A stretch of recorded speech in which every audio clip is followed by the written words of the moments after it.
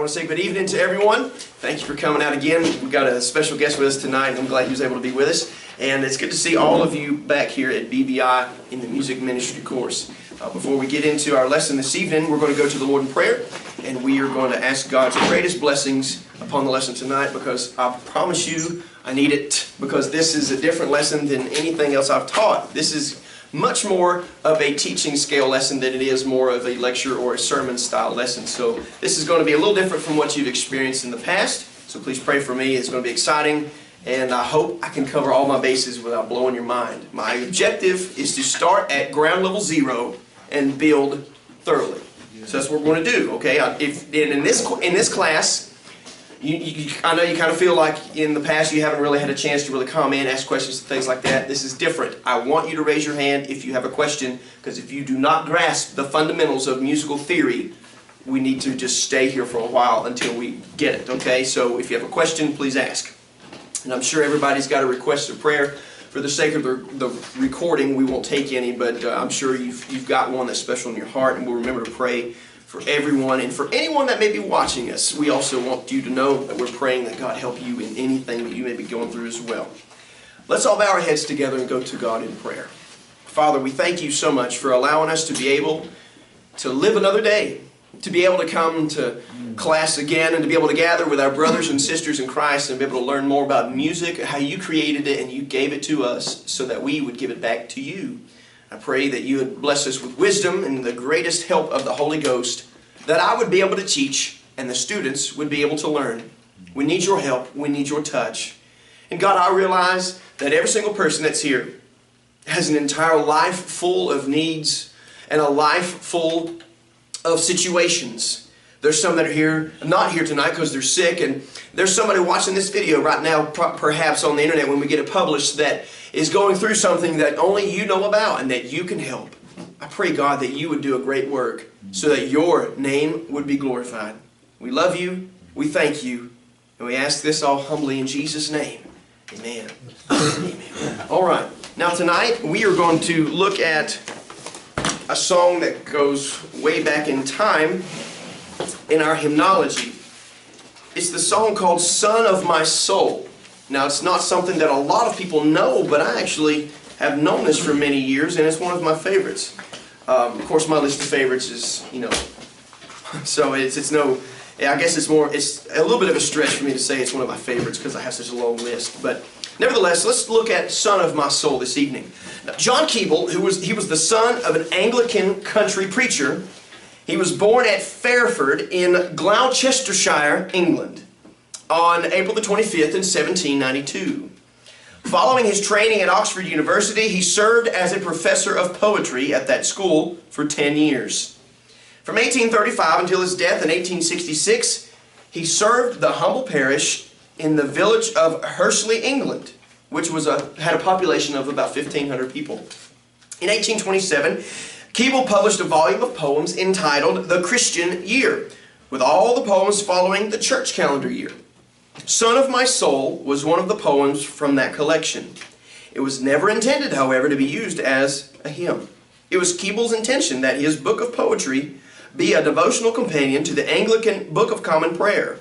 Being an extremely modest man, Keble had his book of poems published anonymously. The book proved extremely successful, going through 109 editions before Keble's death in 1866. He used the proceeds from the book to maintain the ministry of his small church at Hursley. I guess if they don't tithe, you got to do what you got to do. In 1833, Keble preached at Oxford his famous sermon on national apostasy, which is credited with originating the 19th century Oxford movement. The leaders of this movement sought to bring about a spiritual awakening in the Church of England without resorting to the more aggressive practices of the evangelical leaders of this time, like the Wesleys and Whitefield followers. The Oxford leaders were of the conviction that they had to increase the ritualistic and liturgical practices of the church in order to deepen this spiritual awakening. In other words, they needed to do more. But really what we need is the Holy Spirit to do more, to get out of His way and let Him work. Several of these prominent leaders were John Henry Newman, who wrote Lead, Kindly Light, and Faith of Our Fathers, which we studied, and also Edward Caswell, who wrote May Jesus Christ Be Praised. Eventually, they all left the Anglican Church and became leaders in the Roman Catholic Church. John Keble, however, did remain a humble yet high church Anglican minister until his death. In 1869, Keble College was founded at Oxford University as a tribute to him. Throughout his ministry, he was recognized as an outstanding preacher and a thorough Bible scholar. He wrote a total of 765 hymns, as well as a companion book of tunes, which he composed or collected to be used with his texts. Now, in your writing, the tune Hymnology, which is Under Son of My Soul, is adapted from a melody which first appeared in the Austrian hymnal Katholische Gesangbuch. That was written about 1774. How you like that? This tune was Keble's personal choice for his text when it appeared in the Metrical Psalter in 1855. The tune was named in honor of the little church which Keble had served faithfully for many years. Mom, if you'll jump on the piano, let's all sing Son of My Soul in the Hymnology tune. If you know another tune, don't sing it tonight. Just do the one on your sheet music. It's very simple. It's just quarter notes that flow through. Da da da da da da da da da. It's really easy.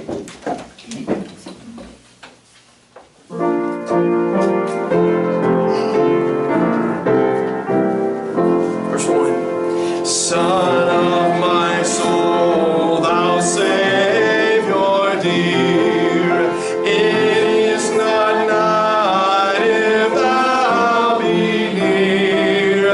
O maid of earth, born cloud, arise to hide thee from thy servant's eyes. When the soft dews of kindly sleep my weary eyelids gently steep, be my last thought how sweet to rest forever on my Savior's breast. Abide with me from morn till eve, for without thee I cannot live. Abide with me when night is nigh, for without thee I dare not die. Be near to bless me when I wake, ere through the world my way I take. Abide with me till in thy love I lose myself in heaven above. Fantastic. Cute little tune, but what a beautiful message it has. All right, we're going to get right into learning about the basics of reading music. Basics of reading music, okay? So what you should have, if we passed it all out accordingly, you should have page number 1, which would be your cover page that has the 3-point outline. Page number 2 should be titled Lesson 1, the staff, and be a worksheet. Page number 3 should be the worksheet titled the staff treble clef. Number 4 should be the staff bass clef. Number 5 should be the staff high and low. And then page 6 would be your homework for tonight. Okay? Back to page number 1. And also go ahead and have your pages separated so that you can work the worksheets, because we're going to do the worksheets as we go through class, okay? So have your cover outline on your left side and have worksheet number 1 on your right so that you can begin to fill it in, okay? So first and foremost, what you have to understand is that music is written on a staff. Music is written on a staff, or the plural would be staves. Staff. Now a staff has 5 parallel lines and 4 equal spaces. These lines and spaces are always counted from the bottom to the top. So on the very first page, you should have an example of what a staff looks like. Okay? Does everybody have page number 1? Are you missing I think so. That's it right there.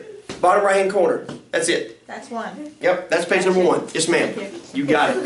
That's it. Okay, so musical staff. Anytime you write it, it's always going to be 5 lines. You've got line number 1, number 2, number 3, number 4, number 5. And what you have created are also 4, if you did it precisely, 4 equal spaces in between. That in itself, just those 5 lines and 4 spaces, is called the staff. So what you're going to do on your first worksheet, we're going to practice creating staffs. So let's work through our worksheet here together on number 1. Practice drawing a staff by just simply connecting those hyphens, okay? So worksheet number 1 says lesson 1, the staff at the top. You're going to draw a staff. So practice drawing your staff by connecting those hyphens. I'll give you a few seconds to do that real quick. And please, if you're missing a paper, raise your hand and let me know. You didn't get page 1. I think I'm the one that passed that out, so I can't blame Dila. Pardon me, folks. Here we go. There you go. You need 3, don't you? Or another one for Mariah. Okay. Y'all hang tight. Be right back.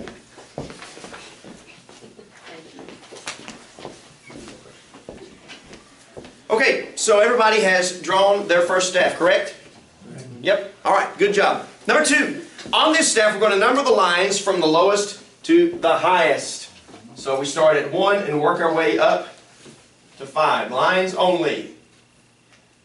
So number your lines going from bottom to top. 1 to 5. Okay? Then number 3 on the staff, as we look at it, we are going to number our spaces from low to high. So on this side, or actually since it's a completely different exercise, you can do it however you want, but I'm going to do it over here. Starting with 1, if my marker would cooperate. There we go. 1, 2, 3, and 4. All right. Now number 4, draw a note, and we'll just use whole notes, meaning that it's hollow with no stem. It's a whole note, okay? So we use whole notes. Whole notes. Number 4 is to draw a note on each line of the staff.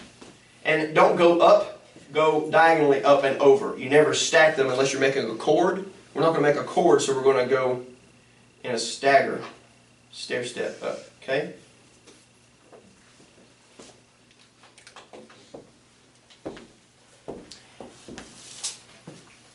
All right, and then number 5, draw a note on each space of the staff.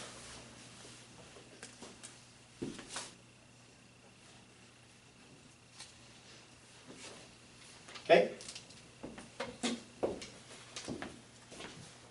Doesn't get much more simple than this, does it? But this is how you learn. I'm going to treat everybody, I don't care what you already know, we're going to start from the beginning as if you've never seen music in your life. And I'm going to break it down as simple as it possibly can be. When you build a house, what do you build it upon? Foundation. The foundation is supposed to be according to code, which means they're all the same everywhere you go. The way that music is worldwide, it was, I can't remember what, we talked about this in our first session, that the notation system that we use now was adopted internationally probably, what did we say, the 1500s, something like that, somewhere right in there, 14th, 15th, 16th century, somewhere right in there. So ever since then, no matter what country you go to, this is the typical style that you see music being written in. Now, one thing that we're not going to really be talking about, unless we do it towards the end of musical theory, are shape notes. We're going to be doing everything in the international round notes. But shape notes, just to blow your mind, is what will aid you in learning how to sight read music, because you'll be learning them in the solfeggio, do, re, mi, fa, sol, la, ti, do, ti, la, sol, fa, mi, re, do. But that'll be a much further down the road. If you don't understand the rounds, you'll never understand the diamonds and the pentagons and the squares and all that stuff, okay? All right, number 2, turn to your page number 3, which would be the one at the top, says the staff treble clef. Number 2 on your outline says that at the beginning of every staff you will find a clef sign that gives a letter name to a definite line or space in the clef, okay? So let me get rid of this note here. I'm going to work on some clef signs here. So let me draw a new staff. 1, 2. How many lines do I have to make? 5, that's right. How many spaces does it create? 4. Equal. That's right. 4 equal. So, the first clef that we're going to talk about, technically there are 4. There's treble, alto, tenor, and bass clefs. But most people only use the treble and the bass clef. Very rarely. And to be honest with you, there's really no reason for you to know the treble, or the tenor and the alto clef, unless you're playing an alto sax or a tenor sax. That's about it. So we're only going to learn the treble and bass clef. See, I'm already excited about learning this stuff. What are you going to do? So, second worksheet, third page of your lesson tonight, talking about the treble clef. Now, the reason I told you that each clef gives a definite position to a certain line or a notation of a line in your clef. And for example, it's going to be this. Now, in reading musical notes, every line and space has a letter. There is a musical alphabet just like there is an English alphabet, except it only goes A, B, C, D, E, F, G, and then back to A. So it's always a tongue-in-cheek joke that someone asks you what key you in, you say, I'm an H flat, you know. There is no such thing, because the keys go from A to G and then back at A, okay? So how many is that? That's 1, 2, 3, 4, 5, 6, 7. And when you go back to 8, you start all over again. Remember we talked about tones are the differences in between pitches. When you go 8 tones, it's an octave. In other words, C to C in the musical alphabet is 8 tones away. So what we're looking at here today is the treble clef. Now, in your worksheet, you're going to learn how to draw a treble clef. Don't do it yet, but watch me. The very first thing that you make is what's going to look kind of like a J, okay? You're going to come down and bring it around and put the little hook in it.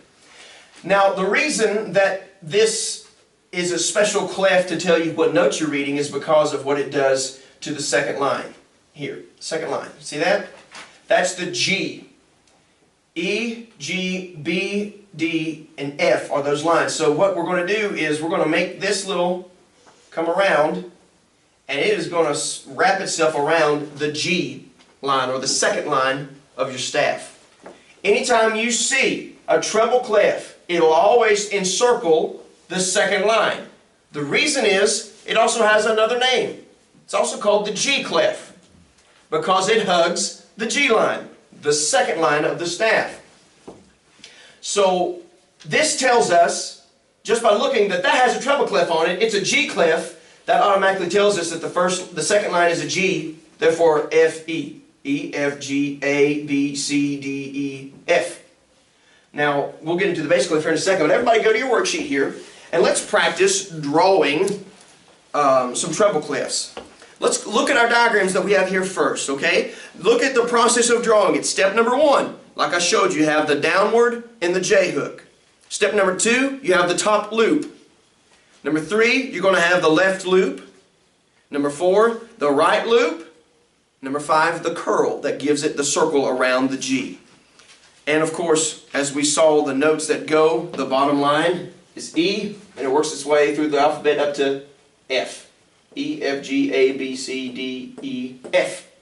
So step number 1, let's try drawing some of the treble clef signs, first of all, by tracing over the ones that you see on your worksheet. There's 3 feet of practice, and then you can go through and draw 5 more of your own. Okay, so trace those 3, and then draw 5 treble clefs on your own. And when you're done, look at me so I'll know you're finished.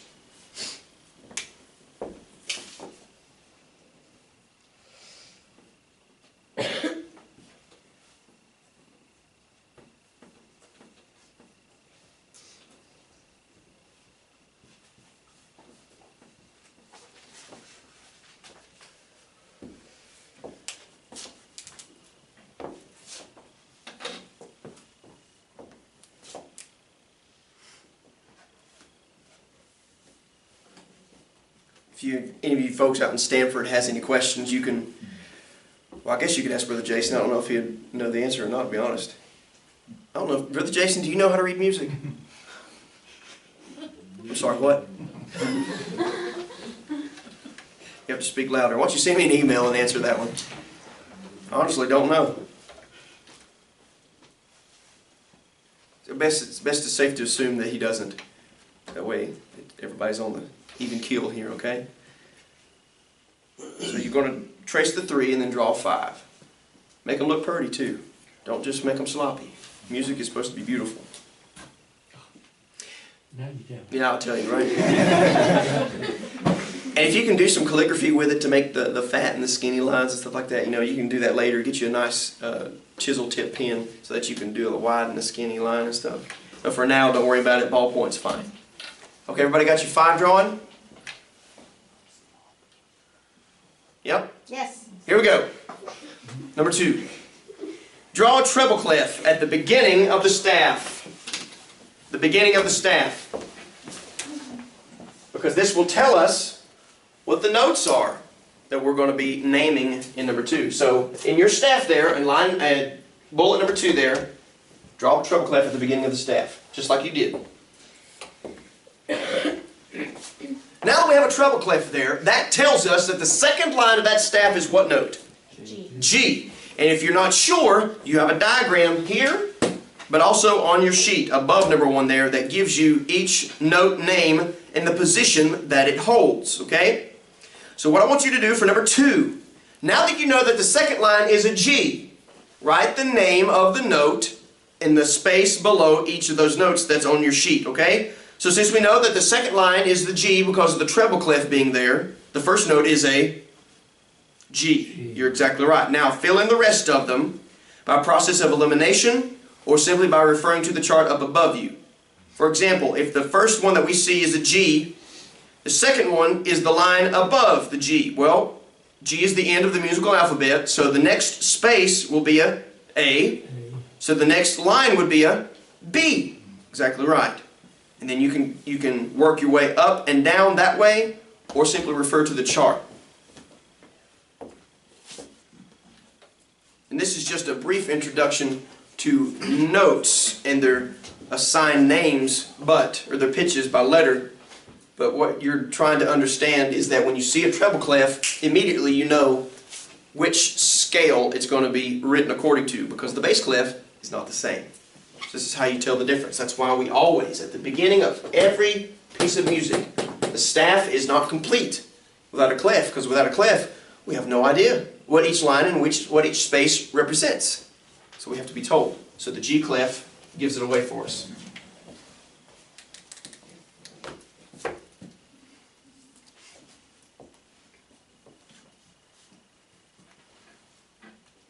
Remember, if you got any questions or you're hung up on anything, please raise your hand. There's no way that any of this is just going to go breeze through for everybody. So if you absolutely just don't get it, please let me know, okay? We want to make sure that we get the fundamentals and the foundations correct.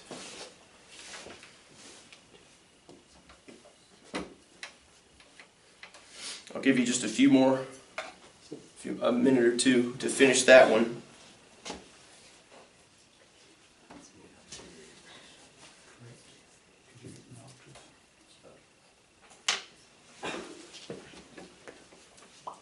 Those of you that are done, what's the funny thing about what the spaces spell?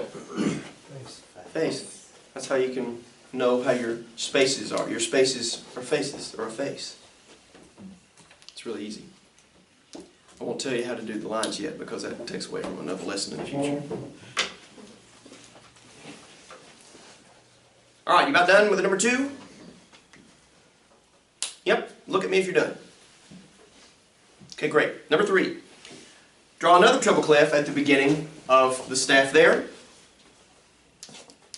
And then you're going to put a note at the appropriate line or space that is indicated here. If a note can be written on more than one place on the staff, just choose one. For example, an F and an E could either be the first, an E could be the first line or the 4th space, and an F could be the first space or the 5th line. Choose one. It doesn't matter, but don't do both. So go through and put the note on the correct line or space for each of those letters there.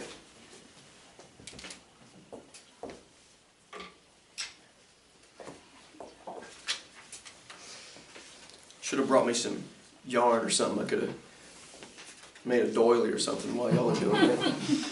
What do you do with those? I've never understood. What is that what they're for? I thought you just put them on the tank of the toilet and just left them there. We used to put them under the lamps. Oh, okay. Like, oh, I thought that's why you put a felt pad underneath the lamp. That just makes it look better. I gotcha. Gotcha. I understand. All right. Once you do something, put them on your Pinterest account. Yeah, that's right. Make a couple of them and I'll take some pictures and put them on Pinterest. That's right. I haven't put anything on there lately other than some really cool Volkswagens I found. Okay, good. Yeah. I'm with you. Yeah, that's right.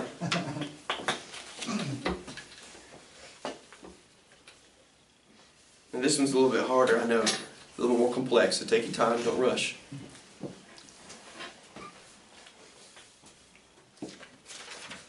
So we still got plenty of time.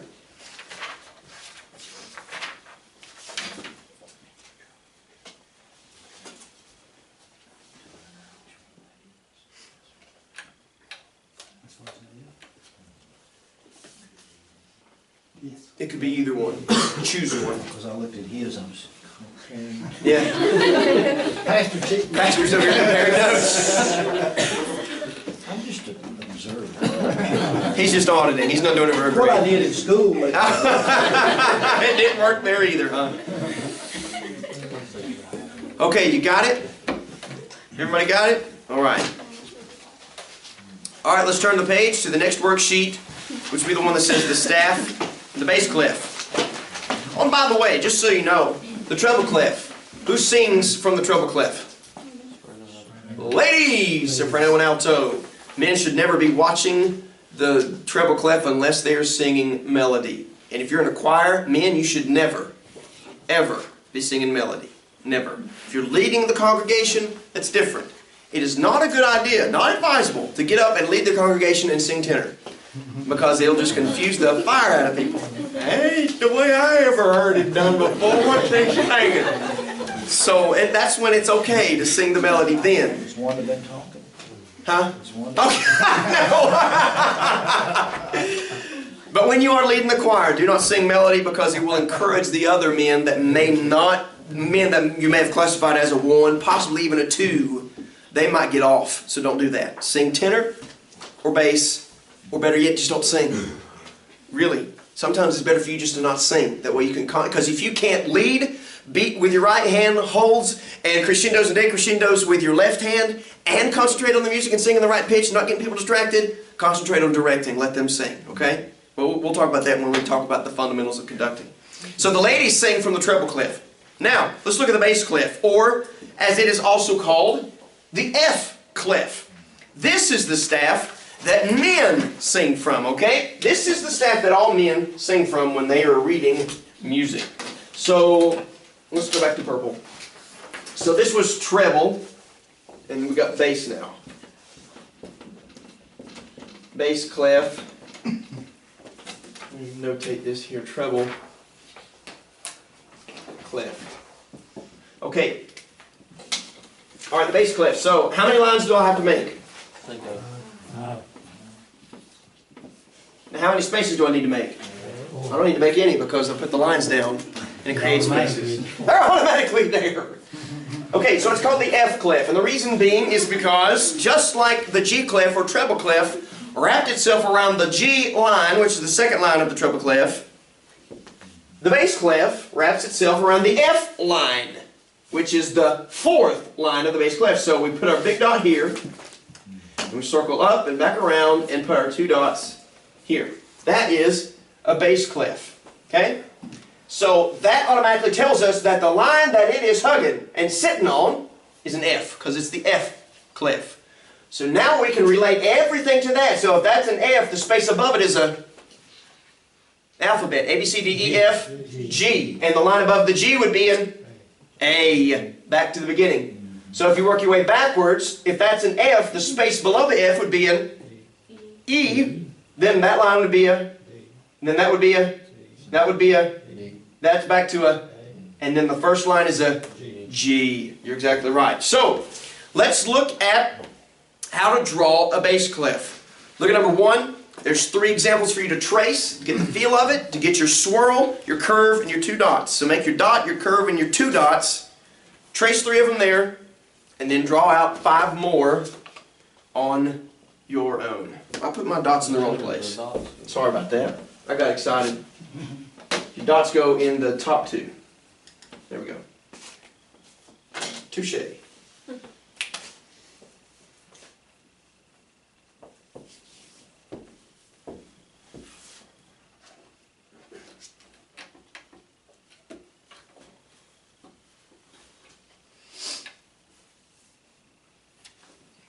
Kind of treat your clefs like it's the legend of a map. Maps are fine and dandy, but if you don't have a legend to explain what you're looking at, it's just another picture. So this is the way that staffs help us orient ourselves around the landscape of music. The clefs tell us how to put things in perspective, so we'll know what note goes where.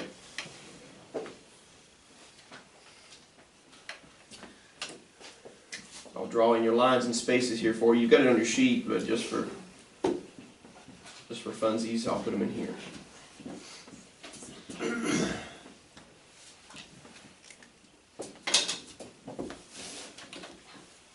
All right, so you're drawing your 5. Look at number 2. Draw your bass clef at the beginning of that staff, just like you did in the other exercise with the treble clef. And then write the letter names of each note in the space below it, the blank that's those lines across it, okay?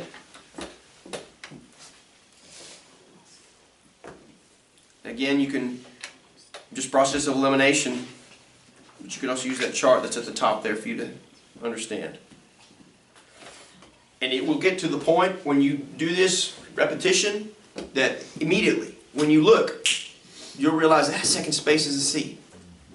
You'll be able to look and see that that third space is an E. It will become second nature to you. But it all depends on how much time you're willing to put into it as to how quickly you catch on and how quickly you can read. I know people that you can hand them a piece of music that you sit there and you write out, they don't know what you're doing, and you hand them the music and they can sing it.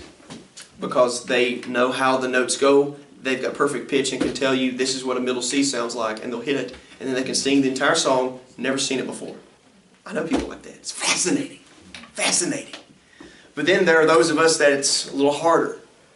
And then there are those of us that would rather shoot something than to try to do that because it absolutely drives us insane.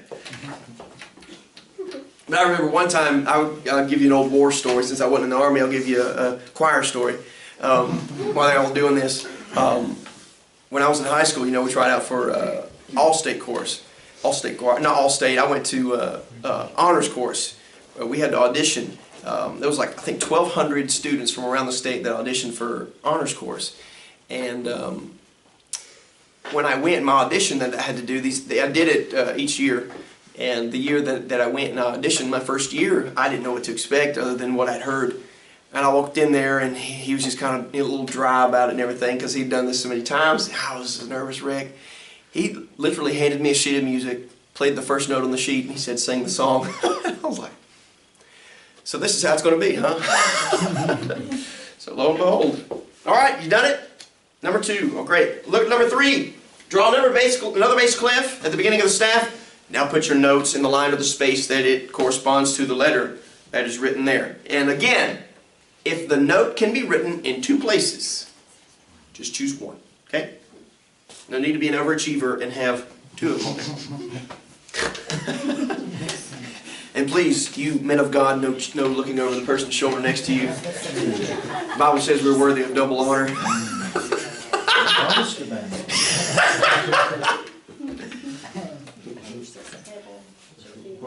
Oh, how about that? Now, the worksheet has a typo. It says to draw a treble clef at the beginning of the staff. Don't do that. Just bass clef. Thank you. Oh, I just drew. You did treble? Okay. I did what it said. Well, I appreciate that. That's what you're supposed to do. But because we're doing a little excited. that's fine. That's fine. Seeing as how we're doing the bass clef, it should say bass clef, but I didn't type it out. This is actually a resource that I was able to get. So beggars can't be choosers. This was free. So we'll just have to go with it, okay? So draw a bass clef at the beginning.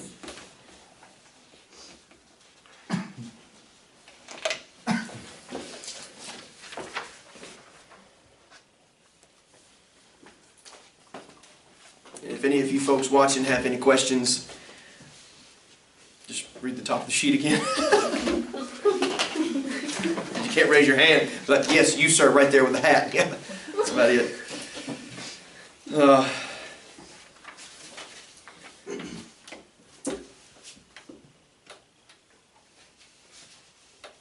Give you just a little bit longer to finish that one up. Keep going, keep going. And if for some reason you feel like I'm rushing you, you can always finish this at home. It's not a big deal. Just wanting to get the basis and the feel of how to understand where the notes belong. So when we're looking at the treble clef, the first line is what note? The treble clef, first line is what note? E. E. And how do we know that? Because the G clef tells us the second line is a G, therefore the space below it's an F, the line below the space is an E. When you go all the way to the top, the fifth line is what? F. Exactly right. Alright, everybody finished with exercise number 3 there. Okay, great. Turn the page to the next worksheet. Let's look and learn a little bit about musical sounds and pitches real quick so that you'll understand. This is how you understand how to read music. If all you can do is understand the difference in a high and a low pitch, you can effectively sing choir music and be able to read the notes on the page. I don't care if you can, it's not as big of a deal. Yes, it's important, but it's not as important for you to be able to go, that's an A sharp, than it is for you to know that that A sharp in comparison to the middle C is a step down, is 2 steps down, okay? You've got to understand how to control your voice and going down, down, as the notes on the page go down, up, and down. That's how you learn to read music and sing according. That's the most important thing, is to know how to control your voice as the note on the page requires and directs. So let's look at the worksheet here. Back on your front page, I wrote in this that men only sing from the bass clef, and that when we combine the 2 clefs together, it forms what we know as the grand staff. And that's what a grand staff looks like. It'll always have that long line that connects the 2 together, that long bar line, and then you have that hair, what I call a hairpin or bobby pin there on the end, okay? That is that marking there is what grabs and holds the grand staff together. When you see those 2, it is called a grand staff. It is not a grand staff if you only have the treble clef or only have the bass clef. It is a grand staff when it has both. Alright, so now the position that a note has on the staff is what determines how high or how low the pitch is. For example, a note that is on the 5th line of the treble clef has a higher pitch than a note that's on the 2nd line.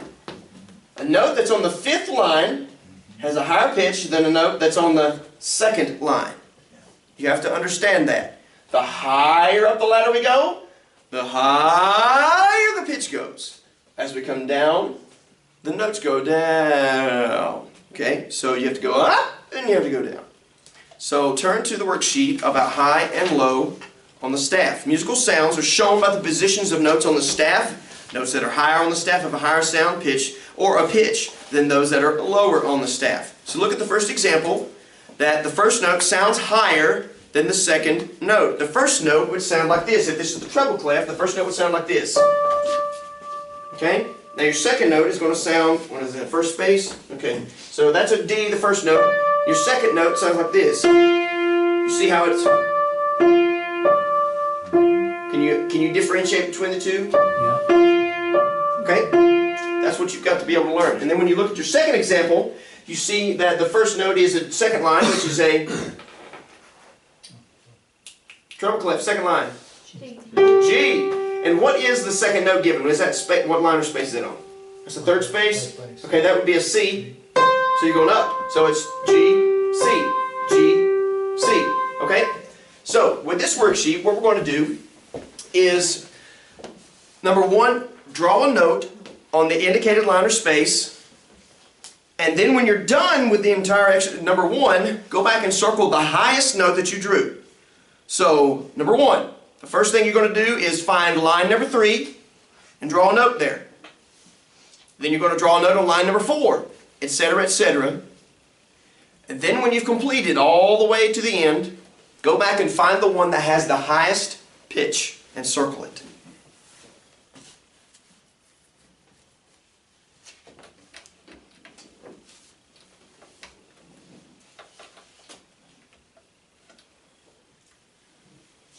I understand that sometimes these lines may cross in your eyes a little bit because they might be blurry if you're not careful.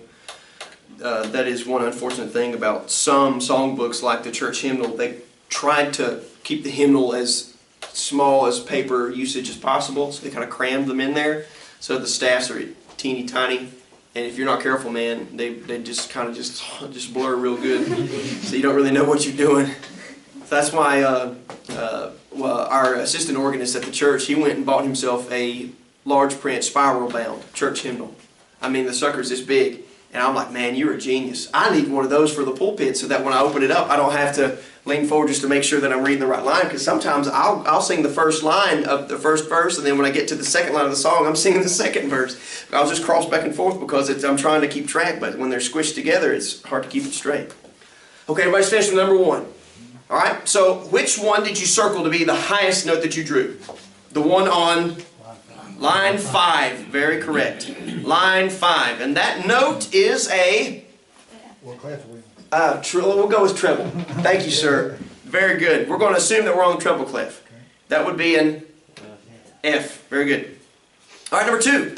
You're going to be comparing within the two... Now, when we said that we have these vertical lines like this, and there is lines and the staff is in between. The staff is segmented with these vertical bar lines. What did we say this is called in between the bar lines? A measure. Very good, very good. So within each of these measures, I don't know what kind of time signature you're using. It looks like 8/4 to me, but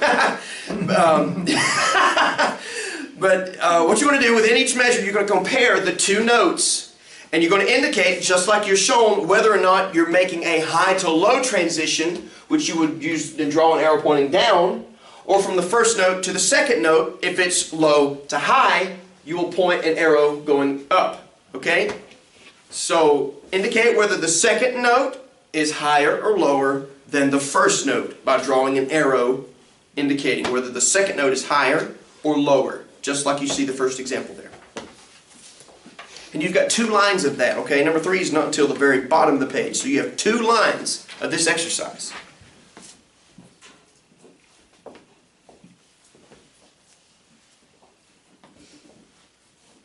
Be careful, some of these are really close, so make sure you pay attention. You could get surprised. And make sure that there's not one that they slipped in that is the same note, but just an octave apart. Like one on a line and the other one on a space 8 tones away. I'm not saying that there is one like that, I'm just saying if there is, be aware.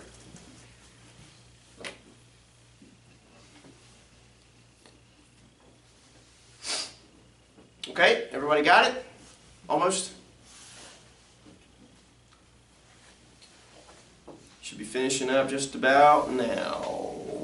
Alright, here we go.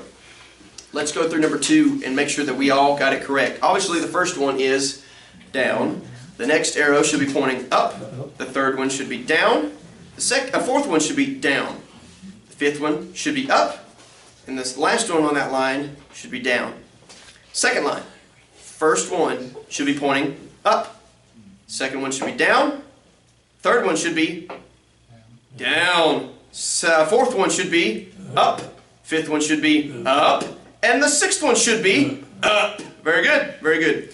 All right, number 3. We're going to indicate by the letters H and L to tell whether or not the first note of each measure is higher, put the H for higher, or lower, and put an L for lower. Oh, wait a minute. Yeah, the first one. They mistyped that one too? Okay, indicate whether the first note of each measure sounds higher or lower in pitch than the first note. Which one? First or second? The first note of each measure sounds higher or lower than the first note.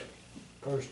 Is it, okay, we'll just say that the first note is either higher or lower than the second note of each measure, okay? Yeah. Unless they're wanting you to compare it to that C, that's the very first note of the exercise, but I don't think it's what it is. So, in that, just like you did on the other exercise, except backwards, you're going to indicate whether the first note is higher or lower in comparison to the second note. Never look a gift horse in the mouth, right? Free worksheets, so you can't exactly get torn out of the frame because it's got some typos. Nevertheless, these are pretty handy, and I do appreciate them being made for us. Okay, finish that exercise. Yes. Yes. So the very first one should be Higher. higher. The second one is a L. L for lower. Then the third one, it's higher H. Fourth one, lower L. Fifth one, H. yeah, it's close though, but it's still higher. That's an H. And the last one, it's lower, so it's an L. Very, very good. All right, we have got 12 minutes left in class. So let's review real quick, and then I'll let you do your homework while you're here. And then if you get finished, you can turn it in. If not, you can take it home and do it, okay? So let's review. Music, when it is written, is always written on a staff, correct? It is always written on a staff, and a staff has how many lines? 5. And of course, by default, that creates how many spaces? 4 spaces. They're always equal, okay? At the beginning of every staff, you will have what's called a clef sign. Now the clef tells us what the notes are going to be, and in association with the treble clef, it's also known as the, what kind of clef? G clef, because it wraps itself around the G line, the second line of the clef. That tells us that that's a G. The other clef that we studied is called the bass clef, and it's also known as the F clef because it rests on the F line, which is the 1, 2, 3, 4th line of that clef. Who sings from the treble clef? Ladies! Who sings from the bass clef? You ended on bass. You guys are confused, didn't I? That's it. Silk, silk, silk, silk, silk. What do cows drink? Milk. Try that 5 times fast and you'll do that to your teacher. It's not this teacher, but a different teacher. Ladies sing from treble, men sing from bass. And when you have the 2 clefs combined together, it is called the grand staff because it's big and beautiful. Number 3, the position that a staff has, that a note has on the staff will determine how high or how low the pitch is. For example, a note on the 5th line of a treble clef or bass clef will have a higher pitch than a note that is on the 2nd line. That being said, you have 10 minutes to finish your homework if you would like to. Or you can leave 10 minutes early. I'll let you choose. Either way, y'all are fantastic. Thank you for paying attention and learning so well. And if you finish your homework before the 10 minutes is up, you can leave.